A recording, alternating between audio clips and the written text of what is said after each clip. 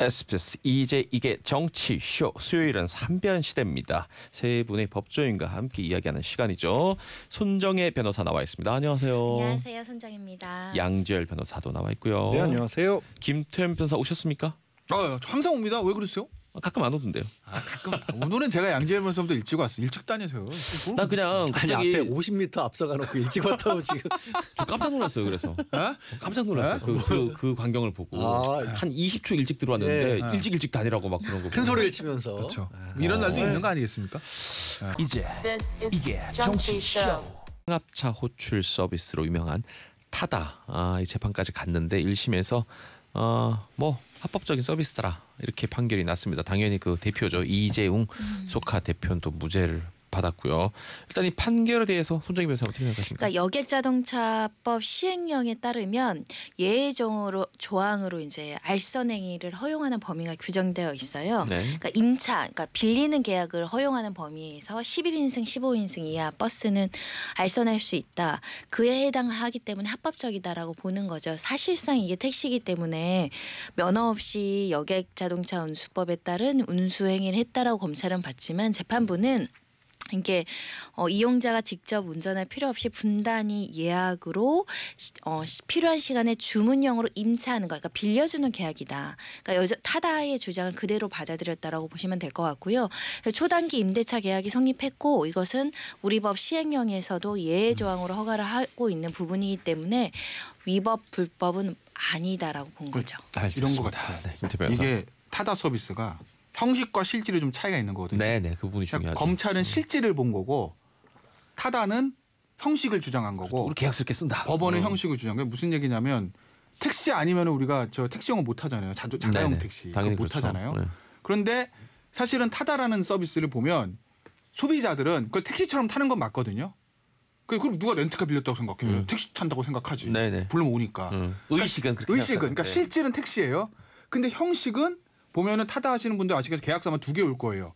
저는 제가 계약해 본 적 없고 남이 계약한 걸 타보기만 해가지고 아마 자동차 빌리는 렌트 계약이 오고 기사 알선 계약이 2개가 아마 앱으로 올 거예요. 네. 그러니까 형식은 택시가 아니라 렌터카 계약, 기사 알선 계약 이렇게 형식을 만든 거예요. 시행령에 맞춰서 타다 측에서. 그러니까 이제 검찰은 야 실질은 택시잖아 이거 계약은 그냥 법을 맞추려고 요건 맞추려고 그런 거지 실질적으로 택시 영업이잖아 해서 실질을 주장한 거고 타다 측은 뭔 소리야. 우린 법에 맞춰서 이거 무슨 차 빌린 렌트 계약이랑 기사 알선 계약 계약서 2개 만들잖아. 네. 택시 탈 때 니네 계약서 쓰냐? 이렇게 주장을 한 거죠. 근데 법원은 아마 이제 형식에 입각해가지고 타다 손을 좀 들어준 거로 보여요. 근데 저는 사실은 제가 예전에도 말씀드리죠. 이번 기회에 이거 입법적으로 정리합시다. 좀 뜯어고칠 필요가 있습니다. 국회랑 국토교통부는 이거 하라고 있는 거예요. 네, 저도 그건 진짜로. 동의합니다. 그러니까 누군가를 처벌하려면 명확해야 되는데 그게 제형 법정주의잖아요.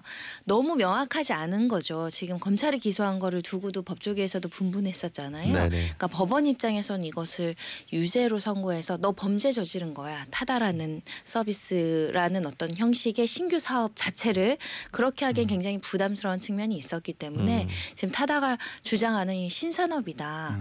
이 진보된 기술에 따라서 예전에는 할 수 없는 임차 계약을 이렇게 실시간으로 했을 뿐 우리가 실제로 불법 영업을 한다라는 고의 자체도 없었다. 이런 주장이 있었을 거거든요. 그런 주장을 일부 받아들인 게 아닌가. 그래요. 제가 국회에서 지금 여객자동차 운수사업법이 개정이 통과가 됐나요? 지금 타다 관련해서는 됐죠. 안 됐는데 안 됐어요.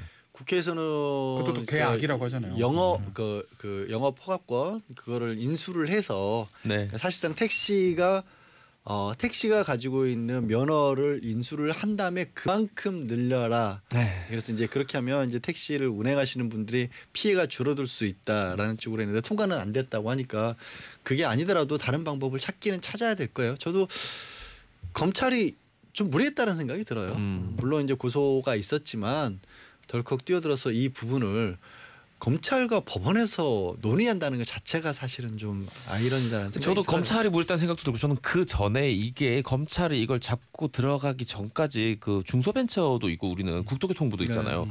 어떻게 보면 그 두 부서에서 해야 될 일을 지금 직무 유기가 이런 게 있어요. 하나만 이제 이게 법이 헷갈릴 때 우리가 흔히 이런 말 많이 하잖아요. 저는 여기 신호등 있는지 몰랐어요. 이런 식으로 했을 때 봐주는 경우가 딱 한 가지 있다라고 하거든요. 뭐죠? 담당 공무원한테 물어봤어 괜찮다고 했었을 때. 그러니까 타다 같은 경우에는 국토교통부나 이런 쪽에도 질의는 했다라고 해요. 근데 명확한 답을 못 듣고 있는 상황에서 사업을 시작한 거라서 네.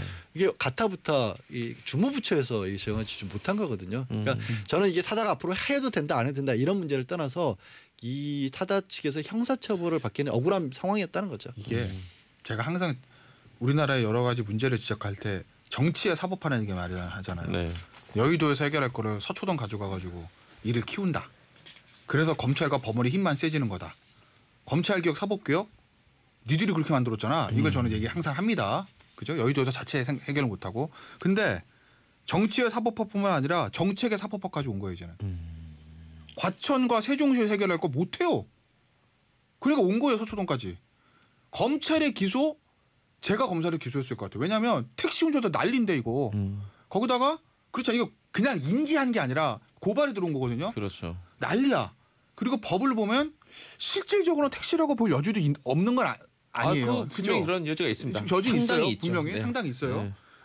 그런데 국토교통부의 유권에서 했던 국토교통부에서 그냥 미루고 정확한 답을 안 줬다는 거 아니에요. 네. 그래서 법원은 공을 넘긴 거예요. 그러니까 일종의 폭탄 돌리기 하다가 결국 법원이 마지막에 그 폭탄을 안고 무지하고 터뜨린 거예요. 네? 그죠? 그러니까 이게 공무원들도 그렇고 국회의원들도 그렇고 정책을 집행하는 방에 있어서 모든 사람을 만족시키는 정책은 없어요. 이게 요순 시대도 아니고 그렇지 않습니까? 누구 하나 불만인 사람은 나온다고 어떤 정책을 하든지 간에 그 정책에 혜택을 보는 사람도 있고 불만인 사람들도 있고 플러스가 마이너스가 있다. 그걸 해결하는 게 국회의원이 할 일이고 그걸 해결하는 게 장차관이 할 일이다. 그걸 못한다. 왜 있습니까 그 사람들은?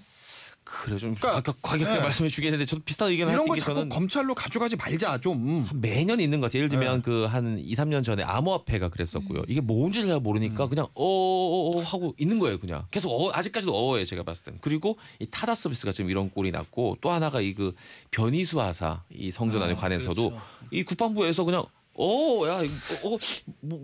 이러고 있는 거예요. 계속 그냥. 근데 앞으로 그런 일들이 더 많아지겠죠, 사실은. 그게 소극적 행정이라고 하는 거죠. 능동적으로 앞으로 발생할 수 있는 기술 발달과 사회 변화에 실시간으로 선제적으로 공무원들이 일을 할 수가 없는 구조죠. 우리나라 공무원 조직이라는 것이 새로운 아이디어를 낸다던가 선제적인 어떤 규제의 틀을 만든다던가 또는 지원책을 만든다. 그게 안 되다 보니까 수동적으로 하는 거예요. 책임지는 사람은 없고.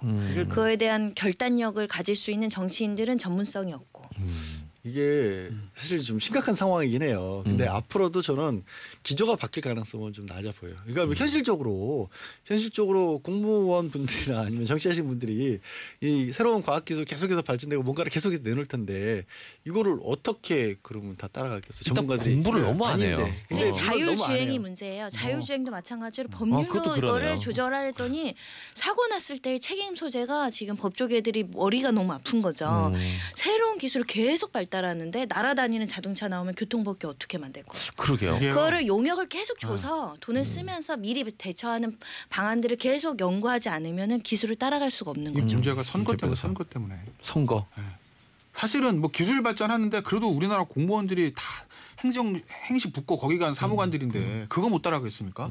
용역조사 보고서명이 알 거라고. 공무원이 마찬가지. 여의도 국회의원들도 본인들은 공부 안 해도 보장한테 똑똑합니다. 보면 야 이거 좀 뭐냐 한번 보장을 다 해서 가져와요.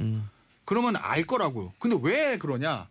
이 선거가 나를 지지하는 10사람보다 죽어도 너를 떨어뜨리겠다 한 사람이 더 무서운 거거든요. 그러니까 예를 들어서 김태일 의원이 있습니다. 타다를 찬성했어요. 네. 지역의 택시 기사들 난리가 납니다. 그렇죠. 근데 일반 유권자 의원님 잘했어요. 우리 타다 편해요. 근데 제가 타다 허용했다고 타다 편하게 타는 유권자 저 찍어줍니까? 그건 아니거든요. 그런데 지역에서 너 때문에 우리 택시가 피해봤다라고 해서 택시 기사분들이 저 김태현 의원 저거 떨어뜨려야 돼라고 하면 그게 더 무섭거든 사실은. 그 표 결국 선거 이거. 그 택시 이제 뭐 이쪽 신구로 나누는 건 조금 뭐 이렇게 공정하지 않습니다만 어쨌든 그 기존에 있었던 산업인 운송 수단인 택시 기사분들에 대해서도 우리가 신경을 써야 됩니다. 지금 써야 이렇게 되는 거 되면 맞죠. 딱 이제 합법 나오면 뭐 어떻게 되겠어요? 공격적으로도 확장을 하겠죠. 그럼 점점 더 택시가 돌 자리가 줄어들고 이러면 근데 이게 타다만 문제겠어요? 보세요. 저는 4차 산업혁명 지금 무딘 사람인데 AI 이런 건 이분이 잘하십니다. 저는 몰라요. 지금 뭐 엄청 네. 디바이스만 몇 개를 갖고 그죠? 다니시는지 몰라요. 지금 난리 났어요. 쓸지도 몰라. 이 전화기 뭐가 되는지. 지금 제가 볼 때는 인간인지 지금 AI인지 의심이 갈 지경이에요. 책도 전자책으로 봐요 이 사람은. 사람이 아닐 수도 있어요. 네. 근데 어쨌든 잘 모르는 문외한인 저 입장에서 보면 타다만 있어요. 뭐 숙박공 에어비앤비 있잖아요. 그것도 있죠. 근데 에어비앤비 하면 그 모텔이나 호텔 하신 분들이 반대합니다. 원격 의료 의사들이 반대합니다. 근데 요즘 젊은 친구들은 외국 여행 가면 다 우버 타고 다니더라고요. 네. 나 한 번도 안 해봤거든요. 불안해가지고. 네. 안 오면 어떻게 했다. 네. 우버 말고는 없어요. 어쩔 수 없이 타는 거예요. 나 그래서 안 나가요 외국에. 네. 우버 타기 싫어서. 아예 안 갑니다 여행을. 저 한번 이번에 타봤거든요. 네. 좋더라고. 근데 제가 몰랐지, 무슨 나 우버 동남아를 하는지. 갔는데 거기도 똑같은 문제가 발생하더라고요. 그 무슨 그런 공유 택시가 택시들 서 있는데 못 오는 거예요. 그 경쟁이 너무 심해가지고 서로 막 폭력 사태까지 벌어지고 이런 일이 있는 외국에도. 거예요. 이거는 아주 신성한 밥그릇 싸움이에요. 생존권에 있어서는 택시 아저씨들의 이야기를 들어줄 수밖에 그래, 없는 욕할 수가 것이고 없어요 이 부분은. 이게 사실은 네. 형사재판화 됐지만 민사재판화 됐을 때는 저는 민사재판부가 적절한 중재안을 낼 수도 있고 국토부가 적절한 중재안을 낼 수 있다라고 보이거든요. 중간 지점에 서로의 손익분기점을 건드리지 않는 선에서 상생할 수 있는 안이 있을 거 아니에요. 그래요. 알겠습니다. 그래야 그거 되지 하는 게 않을까. 여의도와 과천과 세종시가 하는 거다. 수많은 왜 그걸 사람들이, 안 하고 똑똑한 자꾸 사람들이 다. 서초동으로 가져오냐 이거죠 제 얘기는. 그래 맞습니다. 이 부분만큼은 뭐 저는 뭐 거의 100% 동의합니다. 자 그렇다면 항상 이제 1심 선고가 난 거예요. 2심에서 일단 항소하겠죠 검찰이? 이거는 검찰에 상소할 거예요. 항소권을 포기하기에는 만만치 않은 생존 권한과 또 불법으로 보는 시각도 굉장히 있기 때문에 그러니까 상급심 판단을 받는 게 대법원에서 교통정리까지 갈 겁니다. 그 중간에 정책적으로 해결되지 않으면. 그럴 거예요. 왜냐하면 이게 제가 택시 이제 고발인이에요. 기소에서 무죄가 나왔어요. 근데 항소를 안 해? 야, 왜 무죄인데 항소를 안 해? 원래 검찰 사무규칙 보면 무죄의 경우 항소하게 돼 있거든요. 네네. 보면.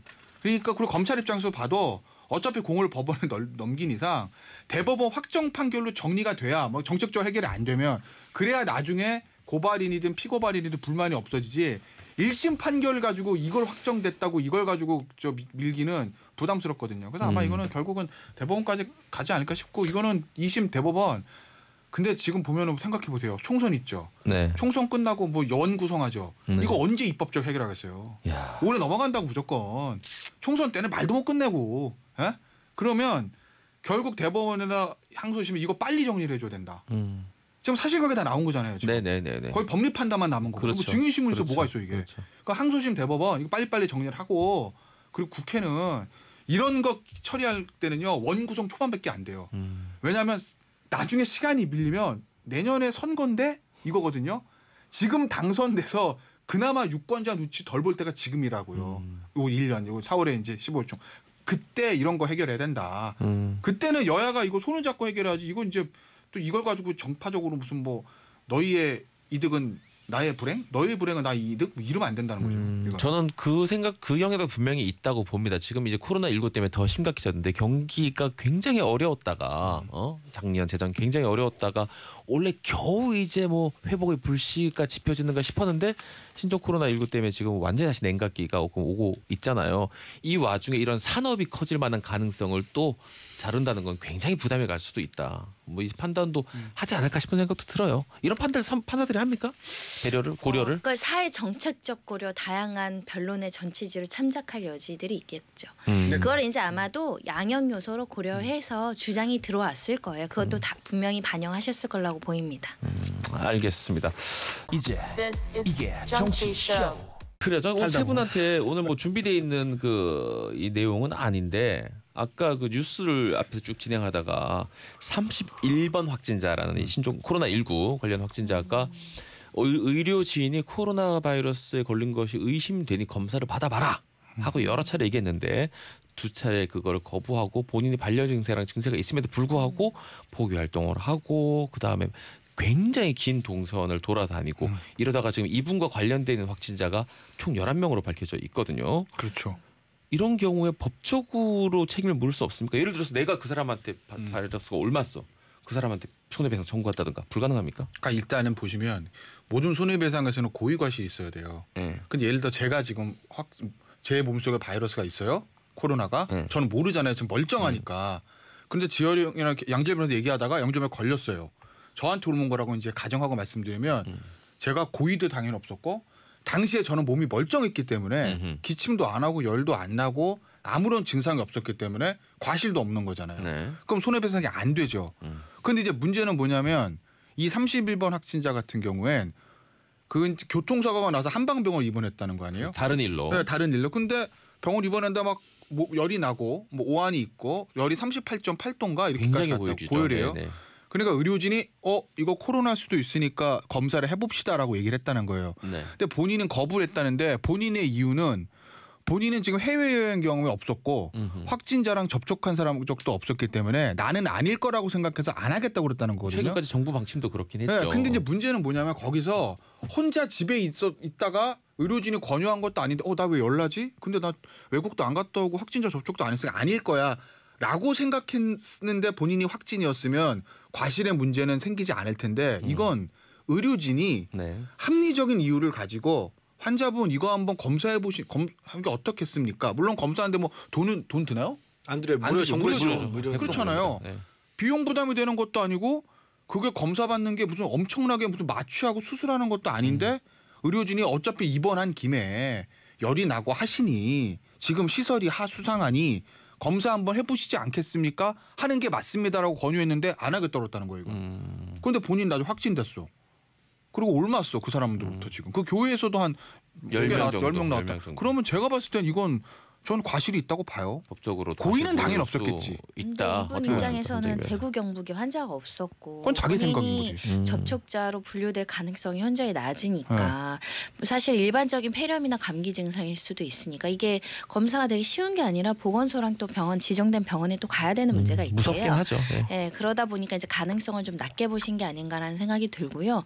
현재 감염병 관련된 법률상 만약에 자가격리하라고 했는데 이걸 어겼다. 무슨 조치를 어겼다. 이러면 이제 300만 원 이하 이렇게 뭐 벌금 과태료 이렇게 물리는 거 이외에는 특별한 제재가 없고 또 검사 받으라고 했는데 검사 받지 않았을 때 강제적으로 이거를 검사를 받게 한다거나 하는 조치가 없어요. 법률적인 근거가 없는 거예요. 그러니까 이분은 현재 어떤 위법 행위를 했다고는 보이지 않고 본인도 아마 굉장히 예상 밖의 상황이 그렇죠. 지금 발생을 한 게 아닐까 생각이 들고 특히 이제 교회 활동 가신 거잖아요. 네네. 종교 활동 가신 거 때문에 지금 좀 확진 환자가 늘어나고 있어서 매우 안타까운데 제가 볼 때 정부에서 가이드라인 다시 바꾸시는 게 맞을 것 같아요. 그렇죠. 특히 이제 이제 해외 교회 경험이 내에 없더라도. 마스크를 안 쓰셨을 거 아니에요. 네. 뭐 찬송가 부르고 예배하고 그러니까 여기도 조금 문제가 근데 될 것 난 하나 같아요. 좀 아니 근데 이게 사실 이제 손 변호사님 얘기는 우리가 이제 행정 제재나 뭐 네네네. 처벌 가능성에 있어서의 불법은 없다라는 건 명백해요. 그리고 네. 저도 이 말씀을 드리는 이유가 이분을 개인적으로 비난하고자 하는 그럴 말씀을 필요는 드리는 건 없죠. 아니고 다만 의료진에서 2번이나 검사를 권유를 했다라고 하는 것은 의료진이 봤을 때 단순 발열로 보이지 않았다는 얘기잖아요. 그리고 이제 병원의 의료진 입장에서는 어떤 병 때문에 이게 이런 어떤 증상이 나타나는 것을 알 수 있는 여러 가지 가능성이 있는데 네. 그 병원에서 알고 있는 가능성과는 안 맞아 떨어졌기 때문에 코로나19로 의심을 했다라는 것이고 그래서 병원에서는 자체적으로 이 4인실인데 혼자만 쓰도록 병원 내부에서 할 수 있는 격리 조치를 취했다는 거 아닙니까? 그러니까 이거는 상당히 어떻게 보면 의심할 만한 상황이 있었던 거고 그리고 이분이 직접적으로는 해외라 아니면 뭐 확진자 내지는 접촉. 감염자를 접촉을 하지 않았다고 하지만 또 수도권 쪽도 다녀가셨던 적이 네, 서울 있는 쪽 공선도 거예요. 있습니다. 서울 쪽을 다녀가셨고 그러면 그거는 이제 이분의 잠복기 이전이기 때문에 이분이 그때 당시에 어떻게 보면은 감염이 됐을 가능성도 배제는 못하는 그런 그렇죠. 상황이거든요. 아직 역학구자 상황이 끝나지 정확히 않았습니다. 끝나지 않았고 그래서 지금 같은 경우에는 유감스럽게도 김태현 변호사랑 의견이 좀 비슷한 게 이분의 책임이 아주 없다고 하긴 어렵다. 그리고 이거는 다시 말씀드리면 이분을 비난하고자 하는 게 아니라 맞습니다. 이런 상황에 네, 네. 놓여있는 분들이 혹시 있다라면 앞으로도 적극적으로 조치를 취해야만 하는 상황이다. 그래요. 이 얘기를 왜 굳이 꺼냈냐면 이 방송 들으시는 분들 중에서도 내가 좀 의심이 간다 이러면 돌아다니지 마시고 차분하게 최대한 전염 안 되게 스스로 몸가짐을 하는 게 굉장히 중요하다 이런 말씀을 드리고 싶었어요. 모범 사례 하나 말씀드리면 몇 번인지 확진자인지 모르겠는데 그럼 싱가포르 학회에 참석해서 네, 거기서 이제 그분 있었죠. 골렸던 7번이었나? 거. 네. 네. 근데 그분이 사실은 어디 사시냐면 송파에 있는 요 최근에 입주한 대단히 아파트 단지 헬리오시티. 예. 만 세대 그래, 정도 만 세대. 9천 몇백 세대인가 굉장히 대단한 지역구로 말하면 송파병. 네. 뭐 그래요. 어쨌든 예. 거기 네네. 이제 하셔서 그 아파트 단지에 또 아이들이 많아요. 정말 대단하죠. 네. 그래가지고 야 그 아파트 단지가 들썩들썩했다는 거 아니에요. 그런데 그분은 가족들 중에서도 확진자가 안 나왔어요. 왜 그랬냐 봤더니 그분은 본인이 이제 의료계 좀 종사자니까 아무래도 일반인이랑 좀 다르겠죠. 네. 이상한데라고 하니까 바로 마스크를 쓰시고 집안에서도 마스크 쓰고 있었다는 거예요. 그러니까 전혀 외부로 전염이 안 된 거죠. 그래요. 그러니까 모르겠습니다. 저도 만약에 지금 당장 열이 나고 그러면 어떻게 할지는 저도 장담 이렇게 좀 자신 있게 말씀드릴 수는 없는 건 있는데 뭔가 본인이 좀 열이 나고 기침이 있고 상태가 좀 안 좋은 것 같다라고 하시면 일단 좀 마스크를 쓰시는 게 본인뿐만 아니라 본인 가족, 본인 친구. 왜냐면 되게 밀접촉촉 다 가까운 사람들이잖아요. 다 가족, 친구가 이렇게 걸리거든요. 그러니까 주변 사람들한테 좀 피해를 덜 줄 수 있는 가능성을 맞습니다. 높이는 거다. 네, 그게 바로 배려죠. 네. 그 의사가 판단을 해서 이 의심 환자 또 확진 환자로 분류가 되면 검사비, 진료비, 치료비 전액 지원을 합니다. 그러니까 의료기관에 도움을 청하는 게 좋을 것 같습니다. 자, 이제 뭐 오늘 준비했던 순서를 또 시작해 보겠습니다. 추미애 법무부 장관이 검사장 회의를 소집했습니다. 이걸 두고 이제 왜 하느냐, 또 어떤 식으로 할 거냐 논란이 큰데 일단 우리 청취자분들이 잘 모를 수 있습니다. 검사장 회의 뭐 하는 데입니까? 이게? 한마디로 검사장님들 모셔놓고 이제 회의하는 거예요. 검찰 제일 어른들 네, 검찰에. 네. 네, 이제 근거 규정은 검찰청법 8조에 이제 그 법무부 장관이 검찰 사무를 이제 총괄적으로 지휘 감독할 수 있다. 이렇게 일반 그 지휘 감독 권한 하에 이제 검사장 회의를 통해서 현안에 대해서 회의를 하는 자리라고 보시면 될 것 같은데 자주 열리지는 않아요. 이렇게 뭐 대규모로 검사장들이 모두 이렇게 참석하는 회의는 많지 않고 지금 보도에 나오는 것이 17년 만이다 이렇게 얘기를 하고 있죠. 많이들 보셨던 게 강금실 장관이 검사장 회의를 통해서 그것도 또 생중계된 부분들이 있었기 때문에 2003년도 이후에 처음이다 이런 이야기에 나올 정도로 대규모 회의를 한번 해보자고 했으나 여러 가지 자문과 방식, 시기, 참석자를 두고 논란이 있는 상황이죠. 알겠습니다. 그 내용을 한번 들여다보겠습니다. 이제 제일 논란이 될 것으로 예상되는 게 이제 추미애 법무부 장관이 여러 번 얘기했습니다. 수사 기소 분리하겠다고 했던 부분. 지난주에 우리가 다뤘긴 했는데 한 번만 짧게 정리를 부탁드릴게요. 양 변호사님. 그러니까 결국 사람은 누구나 예단이나 선입견이 있기 때문에 수사를 시작한 입장에서는 기소권을 동시에 가지고 있을 경우에는 어떤 혐의 내지는 어떤 방법을 써서라도 그 사람을 재판에 넘기고자 할 가능성이 있기 때문에 네. 검찰 제도라고 하는 게 도입된 취지 자체가 어떻게 보면은 그런 예단이나 선입견 때문에 선량한 피해자가 나오지 않도록 한 번 더 걸러주는 역할을 한다. 그래서 전반적으로 수사와 기소권을 분리하는 방향으로 가는데 1차적인 수사는 대부분 이제 경찰 쪽으로 가는 방향으로 가고 있잖아요. 네. 하지만 검찰에도 그럼 직접 수사 부서가 남아 있기 때문에 그럼 검찰에서 수사와 기소권 분리를 어떻게 할 것이냐는 논의가 자연스럽게 나올 수밖에 없는 구조고 그 과정에서 추미애 장관이 일종의 이런 부분 한번 검토해 보면 어떻게 했느냐, 수사와 기소 검사를 나누면 좋겠다라는 식으로 해서 한번 법령 개정 전이라도 뭐 시범 실시라도 해보자는 정도까지 얘기를 꺼내는데 그 윤석열 검찰총장이 굉장히 강력하게 반대를 하고 있고 그렇죠. 또 저는 검찰총장이 지방 검찰청을 이렇게 순회 방문하는 경우를 본 적이 없는데 지금 왜 원래 해요? 저는 거의 본 적이 없어요. 보도를 안 하는 거지. 관심이 없으니까. 뭐 그럴지 모르겠어요. 근데 하고 있는데 부산에 갔을 때 이런 얘기를 했죠. 지금 직접적으로 거의 사실상 반대한 얘기를 하면서 수사 검사하고 기소 검사를 나누는 것은 효율성 면이 떨어지고 그러면 이게 판사도 그러면 심리라는 판사하고 판결하는 판사가 따로 있어야 되는 거냐. 공판 중심주의를 강조하고 있는 상황에서는 수사 기소 검사가 같이 들어가는 게 맞다라는 얘기를 했는데 이 말씀이 저는 굉장히 좀 당황스러웠어요. 뭐냐면 어떤 면에서요?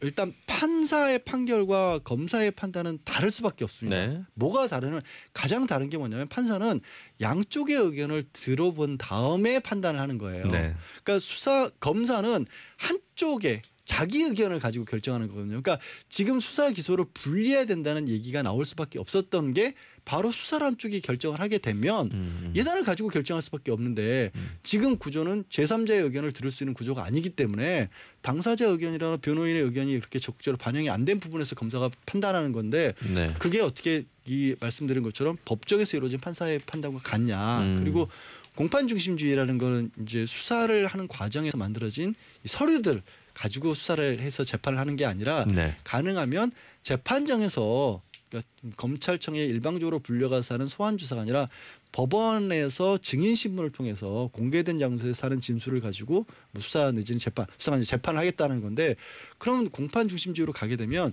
수사 과정에서 수사 검사들이 지금까지처럼 진술을 기초로 한 증거 자료들, 네. 이른바 진술 증거 자료들 내놓는 게 의미가 없어지거든요. 그러니까 지금 지난해 검찰청법 관련해서 패스트트랙이 통과된 법안에도 검찰 조서도 증거로 아예 못 쓰는 방향으로 가고 있는데 그럼 더더군다나 법정이 더 강화돼야 되는 상황이거든요. 그런 의미에서는 뭐 수사기소의 분리가 당연하다. 그러니까 저는 뭐 윤석열 총장이 본인의 입장에서 의견을 내놓는 건 좋은데 네. 마치 수사기소 분리 이게 같이 가는 게 당연하다.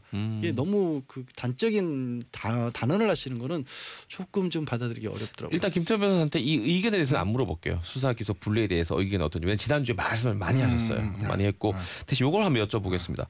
그 지금 말씀하신 대로 소개해 주신 의견대로 윤석열 검찰총장의 이런 식의 의견, 수사 기소 같이 가야 된다는 의견만 밝히고 이번 검사장 회의는 안 들어간다로 지금 보입니다. 네. 어떻게 보십니까?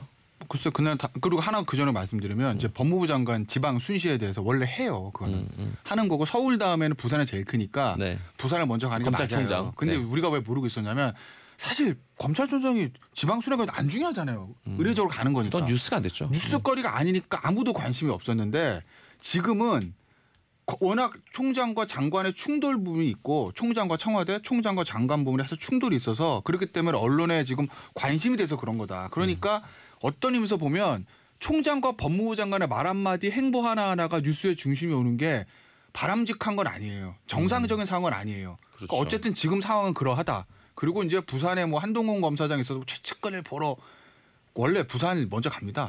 부산이 제일 큰 청이니까 뭐 그런 거라고 보시면 되고 그리고 이제 우리가 이제 총장에 대해서 좀 아셔야 되는데 총장에는 검찰총장 이게 보면은 모든 행정부의 외청들이 있어요. 네.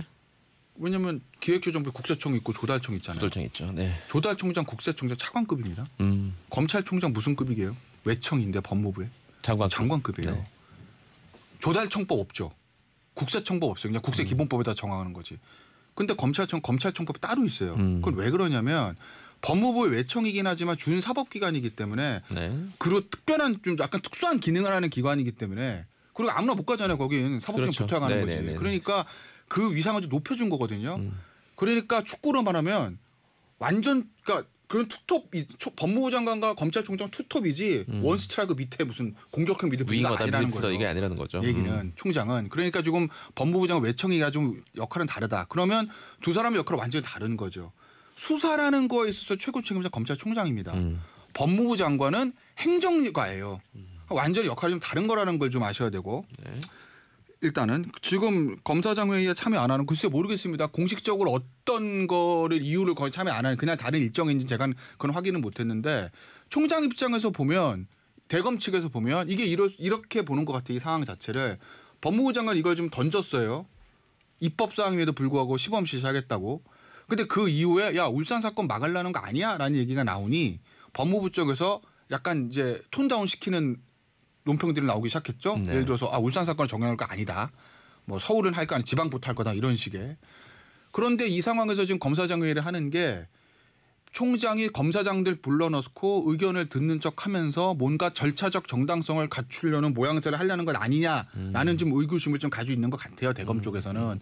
뭐 그것 때문에 저 총장이 불참을 하는 건지 아니면 공식적으로 다른 이유가 있는 건지 아직 확인은 되진 않고는 있으나 제 개인적으로 확인은 못했으나 일단 내부적으로는 좀 그런 불만 섞인 기류들이 대검 쪽에 이제 흐르는 것 같다라는 거죠. 그래서 대검 기조부장 어차피 기조부장 검사장이니까 이 뭐 대신 참석한다고 해요. 그래요. 지금 가이드라인만 주고 빠진 뭐 이런 모양새이긴 합니다. 내일 모레네요. 검사장 회의가.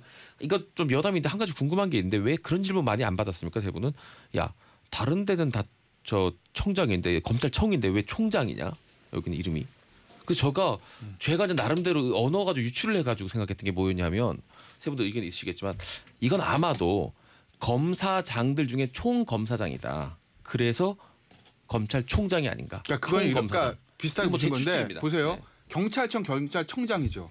국세청 다 국세청장이에요. 청장이죠. 나머지는. 그건 네. 뭐냐면 경찰청이라는 행정기관의 장, 네. 경찰청의 장, 국세청이라는 행정기관의 장, 국세청의 장이에요. 네. 근데 검찰청장이나 검찰총장이에요. 네. 근데 이제 이게 검찰청이라는 행정기관의 장이면 검찰청장이 맞는데 네. 왜 총장이라고 했냐면 그건 유재익 PD의 유추가 맞아요. 아 그래요? 검사는 하나하나가 행정기관이라고요. 그러니까 검찰청에 속해 있는 부속품이 아니라 형식상으로는. 그래서 제가 왜 이제 그리고 수사권 기소권 분리하는 게 입법상이라고 말씀을 드리는 거냐면 검찰청법에 보면 네. 검사는 수사권과 기소권에 엔드 비타 필요한 권한 이렇게 돼 있어요. 근데 그 검사는 검찰청을 얘기하는 게 아니라 개개인의 검사 얘기하는 거예요. 개개인의 검사 독립된 관청이니까. 검사 김태원도 수사권 기소권 가지는 거예요. 검사 양지열도 수사권 기소권 가지는 거예요. 근데 검사 김태현의 수사권 기소권을 분리해서 김태현은 수사, 양지열은 기소만 해. 이렇게 나누면 그게 입법사항이라는 거죠. 그래서 그러면 검찰청법 바꿔야 되거든요. 들어가면 안 그래서 제가 들어가면. 지난주부터 이건 입법사항인데 왜 장관이 법무부 훈령이나 장관 지시로 시범적으로 마음대로 하려고 하냐라고 말씀을 드리는 거고 그런 의미이기 때문에 여러 관청인 검사들의 보스 그래서 검찰총장이라는 단어를 쓰는 거죠. 그러니까 총장이 아니고. 지금 아까부터 이제 그러니까 입법 사항인데 그렇게 해야 된다는 거는 이제 추미애 장관 본인이 말씀하신 대로 법령 바꿔야 되는데 네. 시범 실시하겠다는 건데 뭐 법령을 안 바꾸고 다 억지로 밀어붙인다 이렇게 받아들이는 게 어렵고요. 총장에서는 맞아요. 단독제 관청이라는 의미예요. 단독제 관청인데 근데 문제는 그런 거죠. 그러면 그동안에 단독제 관청처럼 되었냐. 그러니까 검찰청 내지는 검사 전체의 독립을 얘기를 하고 있는데 검사 개개인들이 독립돼 있었다고 지금 볼 수 있냐. 윤석열 검찰총장 본인도 검사 동일체 원칙이라는 걸 얘기하면서 단독제 관청의 의미를 거의 몰가시켰단 말이에요. 그러니까 검사 동일체 원칙이 애초에 나왔던 이유는 먼저 단독제 관청이기 때문에 한 사람 한 사람이 관청이니까 각자 독자적인 결정을 내릴 수 있는데 너무 중구난방이 되니까 어느 정도는 좀 조절할 필요가 있다 해서 동일체 원칙이라는 걸 했다가 이 동일체 원칙이 너무 부작용이 있으니까 그럼 그 원칙이라는 이름을 빼고 그냥 지위 관계 정도로 좀 톤다운을 시킨 거였는데 여전히 동일체 원칙을 더 중요한 것처럼 얘기를 한단 말이에요. 원칙이 단독제 관청이에요. 그리고 거기에 대해서 이제 김태현 변호사가 어떤 외청이라든가 검찰청의 지휘에 관한 얘기를 했는데 그런 부분은 정부에서 지휘를 결정하는 거예요. 그러니까 방향, 흐름. 그러니까 재판 중심주의로 가겠다라고 하는 게 정책인 거예요. 그러니까 정책에 대한 결정권은 검찰청이 가지고 있는 게 아니에요. 그 정책에 대해서 이견을 낼 수도 있고 다른 의견을 낼 수도 있지만 여기에 대해서 아예 있을 수 없는 일이라는 식으로 얘기하는 건 안 된다는 거죠. 저는. 그러니까 검찰청은 네, 대검은 수사를 하는 데고 행정사무를 간증해서 어떻게 업무 분장을 시킬지는 법무부가 간장을 해야 되고 네. 아이디어를 내고 제도 개혁을 해야 되는 게 법무부 장관의 숙제라고 본다면 법무부 장관이 검사장 회의하자는 거는 이런 뜨거운 감사에 대해서 의견 수렴을 듣겠다는 거예요. 이런 의견 수렴 절차가 인사권 행사 당시에 좀 미비했다라는 지적이 있었잖아요. 그걸 보완해서 의견을 듣겠습니다. 열린 기록. 그런데 그 자리조차 일정을 잡지 못하고 바로 지금 공개하자는 거잖아요. 생중계하자는 거잖아요. 어떤 조직이 뭐 예를 들면 개혁 방안에 대해서 토론하자 이런 것도 아니고 검찰 내부에서 면밀하게 굉장히 내밀하게 토론돼야 될 부분들을 먼저 생중계하겠어요. 그러면 뭐 카메라 의식하면서 제대로 된 솔직한 발언들이 안 나오죠. 장단점을 그냥 더 심탄회하게 논의하는 자리를 만들자고 만든 자리인데 여기에 대해서 너무 일선 검사들도 반발하는 내용들을 보이는 것은 이 진정성의 문제가 일단은 해석의 여지가 있을 수 있을 것 같고 네. 지금 그러다 보니까 법무부 장관 측에서 아니 그냥 검사장 회의가 아니라 만찬하겠다 지금 바꾸고 있잖아요. 원래 뭐 2시 한다는 거 지금 오후 늦게로 바꾸면서 그냥 만찬으로 의견을 듣는 가벼운 자리로 한다는 건데 그렇게 하지 말자는 거죠. 굉장히 치열하게 국민의 인권과 형사사법제도를 바꾸는 어떤 논의 자리라고 한다면 이게 실행이 되든 안 되든 구체적으로 토의를 해야 될 거 아니에요. 그럼 만찬 자리가 아니라 회의 자리에서 실제로 의견 개진을 하고 그걸 반영을 하든 안 하든 근데 그 자리 자체에 서로에 대한 신뢰가 없다라고 해서 걷어차면은 사실상 논의가 없는 거죠. 그런 면에 있어서는 법무부 장관이 너무 일방식이다라고 이야기하기도 좀 억울한 측면이 있다. 알겠습니다. 양태 변호사님은 이 아까 손정희 변호사님 얘기했지만 한 17년쯤 전에 2003년에 강경실 법무부 장관 때 검사장 회의 뭐 있었다고 하는데 그때 되게 어록이 있습니다. 이쯤 되면 막 나가는 거죠 하고 이제 노무현 대통령 말이 길이길이 남았는데 지금하고 상황 비교하면 어떻습니까? 어떻게 보면 잠깐만 그때 그게 왜 나왔던 배경이 그러니까 뭐죠? 노무현 그 말이? 대통령께서 그 검사들과의 대화 자리라는 걸 만들었고 계급장 떼고 하잖아요. 계급장 네. 떼고 하자는 의미에서 얘기를 나왔었고 그리고 이제 평검사들과 사실 계급으로 따지면 대통령이 직접 검사들하고 일일이 얘기한다는 것 자체가 네. 굉장히 파격적인 자리였고 네, 네, 네. 아마도 대통령께서는 검찰 독립이라든가 이런 부분들 정치권 독립 이런 부분을 추진을 했었기 때문에 검사들로부터 나중에 이제 문재인 대통령의 회고록 같은 걸 보면 환영받을 그런 자리라고 생각을 하셨는데 그때 검사들로부터 나왔던 얘기는 학번이 이 대학은 안 나오신 줄 알면서 학번이 어떻게 되십니까라는 얘기가 나온다든가 아니면 당시에 이제 노무현 대통령이 받았던 검찰로부터 관련된 수사와 관련해서 외압을 행사하지 않았느냐 전화해서 뭔가 청탁하지 않았느냐라는 얘기를 했던 겁니다. 그러니까 검찰 개혁과 관련된 부분들을 논의하자는 얘기에서 도대체 이게 무슨 얘기냐 그리고 이쯤 되면 막가자는 거죠라는 말만 지금 언론에서는 또 인용돼서 보도가 되는데 그 위에 말이 더 있어요. 그러면 잠깐만, 우리 그 진짜로 말은- 아니요 이거 5초 남았어요. 얘기를 나눠봅시다라고 했는데 얘기를 나눠봅시다. 그 얘기 더 중요한 얘기 회의를 하자는 얘기는 자, 사라져버렸다. 알겠습니다. 3부로 넘어갑니다. 네, SBS 이재익의 정치쇼 2월 19일 수요일 쇼를 계속하고 있습니다. 3변 시대입니다. 세 분의 변호사님들 나와 계시고요.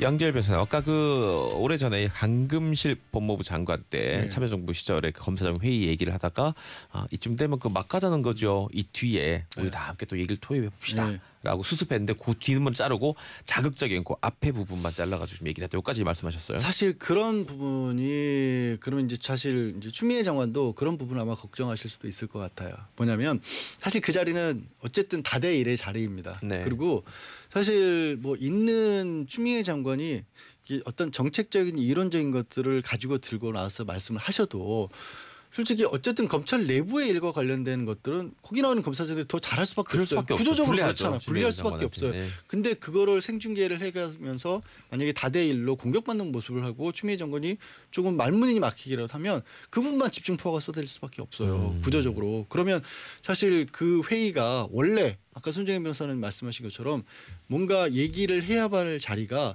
결국에는 뭐 어떻게 보면은 좀 조리돌림처럼 되어버릴 수도 있는 그런 상황이지 않습니까? 그래서 이거는 뭐 생중계라는 얘기가 나온 순간부터 저도 되게 황당해지는 거예요. 이게 뭐 하자는 건가? 아까도 말씀드렸지만 어디까지나 물론 이견은 있을 수 있습니다. 다른 생각 할 수 있어요. 그리고 그 생각이 옳을 수도 있어요. 네. 그런데 그거는 내부에서의 토의 과정을 거쳐야 되는 거지. 여론전을 펼치고 있고 어디까지나 분명히 말씀드렸지만 정책이라고 하는 것은 선출된 권력에서 끌고 나가는 게 맞는 거예요. 네, 네. 거기서 반대 의견 낼 수는 있지만 그거를 이런 여론전을 통해서 막으려고 하는 속성이 보이니까 굉장히 저는 좀 이건 유감스럽다는 거죠. 자, 그런 의도를 지금 양재열 변호사님도 굉장히 이 수를 잘 읽는 분이시지만 추미애 장관이야말로 정말 정치 구단 아닙니까? 훨씬 뭐 양재열 변호사님보다 더 낫다고 생각하십니까? 당연하시죠. 정치적 감각이. 당연하시죠. 저도 제가 봐도 그런데 네. 근데 다 알면서 굳이 이렇게 아니 위험한 그래서 지금 수준으로- 만찬 자리를 바꾸시겠다는 거예요. 반찬을 불안하다. 바꾸는 건 아니고 원래는 계획은 오전 10시부터 8시까지랬대요. 네, 좀 길게. 그러니까 2시간 하고 점심 먹고 또 하고라고 그랬는데 이제 속내는 모르겠어요. 속내는 법무부의 공식적인 입장은 뭐냐면 회의하다가 이제 중간에 끊어지잖아요. 네. 그게 좀 그렇다. 한 번에 하려면 다 하자. 그렇다고 10시부터 8시까지 밥 안 먹고 할 수도 없고 도시락 먹을 수 없고 그러니까 2시부터 8시까지 바꾸고 오차는 만찬으로 바꾸겠다. 뭐 이런 아마 식으로 해. 회의 겉으로는. 자체도 그리고 이제 이것만 이슈가 많이 보도가 되고 있는데 사실 추 장관이 계속해서 얘기하고 있는 건 이것만 있는 게 아니에요. 검찰 개혁과 관련된 여러 가지 얘기들이 할 있어요. 말이 얼마나 많겠어요. 다뤄야 될 일이. 네. 그 손정희 변호사님은 여기서 제일 핵심적으로 다뤄줘야 될 거는 검경 수사권 외에 또 뭐가 있다고 생각하십니까? 검찰 개혁 관련해서. 일단 가장 중요한 게 지금 기소 분리 이야기가 나왔으니까 이 부분 정리해야 될 것으로 보이고요. 이제 업무 분장과 관련해서 우리 그동안 업무 축소하는 폐지되는 부서들을 어떻게 공판부로 배치될 것인가 네. 이 부분의 논의를 실질적으로 해야 되는 거죠. 공판 중심지를 강화시킨다라고 했고 관련된 이제 특수수사나 이런 것들은 몸집을 줄여가고 있잖아요. 그럼 민생 분야 공판부서, 형사부서 어떻게 할 것인지 이 부분 관련해 가지고 조금 더 실질적인 논의가 필요하지 않을까라는 생각이 들고 또 공수처와 관련해서도 공수처가 이제 실질적으로 생기게 됐으면 또 검찰과의 관계 어떻게 조정할 것인지 이런 얘기도 좀 해야 되는 거죠. 근데 저는 개인적으로 네, 추 장관이 대표로서. 오늘 이 회의 왜 하는지 잘 모르겠다. 지금 이렇게 할 이유가 많은데요. 아니, 그러니까 예를 들면 이런 거예요. 어차피 거기서 찬성 의견보다 반대 의견이 많이 나올 겁니다. 네. 야, 계급장대로 왜냐하면 이제 평검사들도 아니고 검사장들은요 클 만큼 다 컸어요. 속된 말로. 그렇겠죠. 속된 말로 클 네. 만큼 다 컸어요. 본인도 알아. 내가 더 갈 수 있는지 지금 뭐 그렇잖아요. 더 갈 수 있는지 최소한 현 정권 안에서. 일반 회사에서 부장 정도 달고 나오면 다 보입니다. 그러니까 지금 내가 저기 그러니까 일반 회사라면 계열사 사장들인데 네.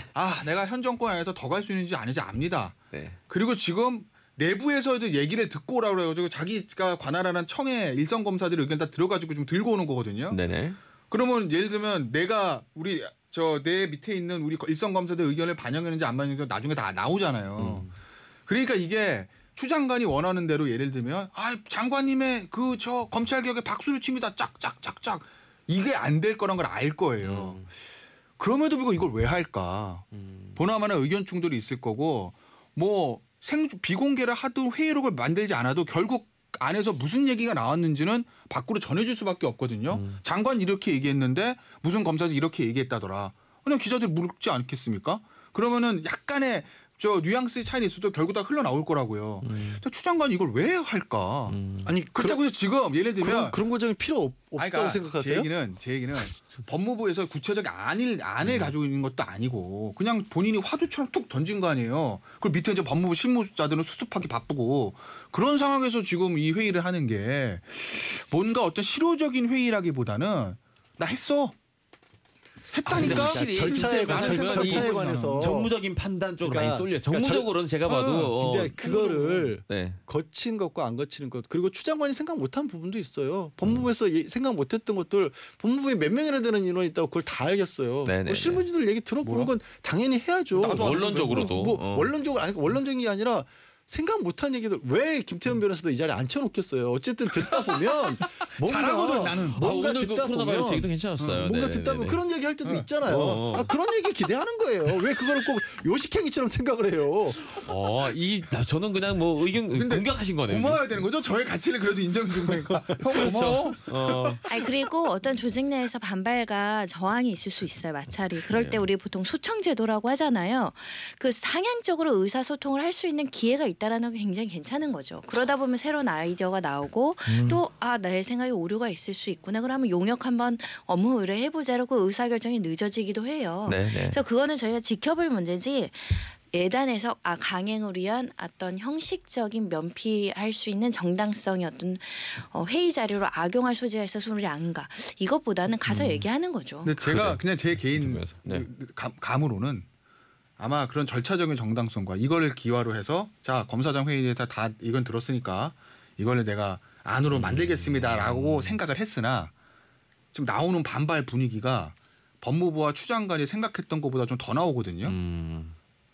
그러니 회의 시간도 좀 축소한 게 아닐까?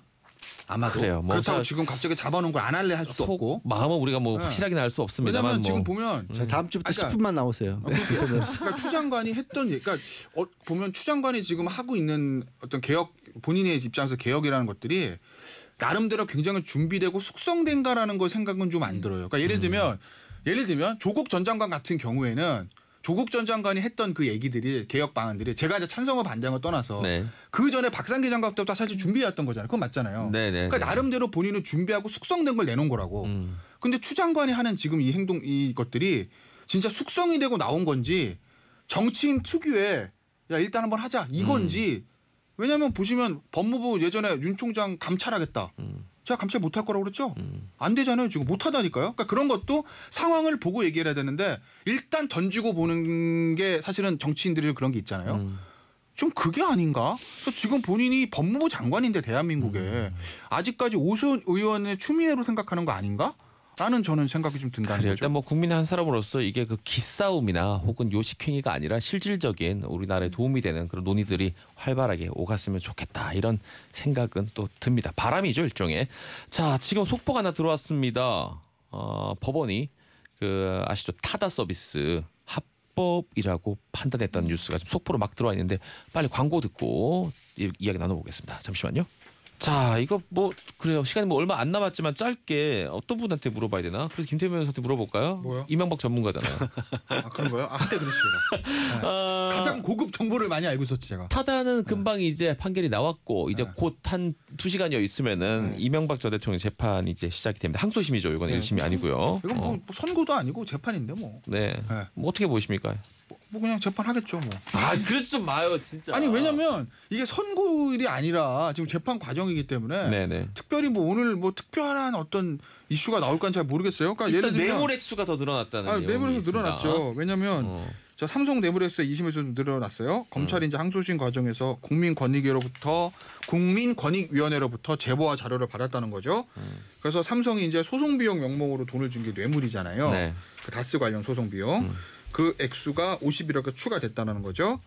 그러면 죄송해요. 오늘 선고인가 보다. 왜냐하면 지난달 결심 공판에서 1심 구형량보다 더 높은 징역 23년과 벌금 320억 원을 구형했다는 거죠. 그러니까 오늘 선고네. 오늘 지난번에 선고네. 결심 공판이 죄송해요. 이번에는. 네. 근데 이거는 선고. 올라갈 거는 거의 명백해 보이는데 액수가 자체가 50억이나 늘어났으니까 저는 법정 구속이 김태현 안 변호사한테 좀 궁금한 게 있어요. 뭔데요? 사실 이게 이제 한동안 재판이 중단됐던 이유가 저한테 네. 궁금해요. 이명박 변호인 측에서 이명박 전 대통령 변호인 측에서 그 뇌물 액수 삼성이 대신 줬다고 하는데 로펌 이름이 뭐였죠? 미국에 있는 로펌에 네, 건프. 실제로 받았는지 사실 조회를 좀 해달라고 한 거예요. 변호인 측에서 그거를 이제 우리 쪽의 자료만 가지고 재판할 수도 있는데도 불구하고 굳이 미국 변호사가 실제로 받았는지를 확인해 봐야겠다고 했는데 재판부가 그걸 받아들여 준 거거든요. 네. 근데 저는 그렇게 해서 사실 재판이 정지됐다는 얘기를 듣고 이 재판 언제 다시 열릴지 모르겠다. 왜냐하면 미국 로펌이 굳이 우리 법원에서 니네 돈 얼마 받았어라는 걸 요구를 받았을 때 대답해 줄 의무가 없어요. 그렇죠. 그 사실 클라이언트와 비밀 관계 때문에 안 줄 수도 있는데 엄청 빨리 와버린 거예요. 이게 대답이 그럼 받았다고 왔죠. 의외로. 이거 받았다고 김태현 변호사 받았다고 하죠. 받았다고 왔는데 그렇죠. 김태현 변호사한테 물어보고 싶은 게 네. 이거 삼성이 주라 그랬으니까 줘도 된다고 그러니까 이거 준 거 아니에요? 그렇게 이런 삼성한테 게? 물어봤겠죠. 이게 딱 요청이 왔는데 줘도 됩니까? 하고 물어봤겠죠. 삼성이 이렇게 줘서 이렇게 재판 빨리 끝낼 수 있도록 도와준 거 아니에요? 이거 어떻게 알아? 알 것 같은데. 아니 그 왜냐면 사이에서 조정해 준 사람이 김태현 변호사라는 말이 있던데. 삼성이 협조적으로 나오지 않으면 이렇게까지 빨리 될 수는 어렵을 것 같다는 의심이 저는 들어요. 그 부분에 대한 건 아마 제가 알기로는 아마 공판 기록에 검찰 조사 과정에서 몇몇 핵심 참고인들의 진술이 있었을 거예요. 그분에 대해서도요. 삼성 그 측에서. 내용은 아니 삼성 측이 그게 아니라 실제로 중요한 거는 실제로 돈을 받았는지 안 받았는지 그 부분인 거잖아요. 아까 네. 돈을 그죠? 받았는지에 관해서 네. 미국 로펌이 이거를 바로 인정해 준 게 되게 의아해요. 저는. 그렇죠. 그건 아마 근데 미국 로펌에서도 아마 굳이 그거를 왜냐면 그 제가 삼성 관여까지는 좀 모르겠는데 미국 로펌에서도 굳이 이걸 받은 걸 안 받으라고 할 이유는 없는 거잖아요. 하지만 그리고 얘기 아마- 안 해도 그만이잖아요. 아니 뭐 그렇긴 한데 그리고 아마 그게 없다 하더라도 아마 관련자 진술이 있었을 거라고는 저는 알고 있고 그거 제가 알겠습니다. 마이크 끝나면 말씀드릴게요. 네. 그 지금 상황 지금 보석 중인데 이거 이번 2심 결과에 따라서 다시 구치소 재수감 가능성이 있다고 보십니까?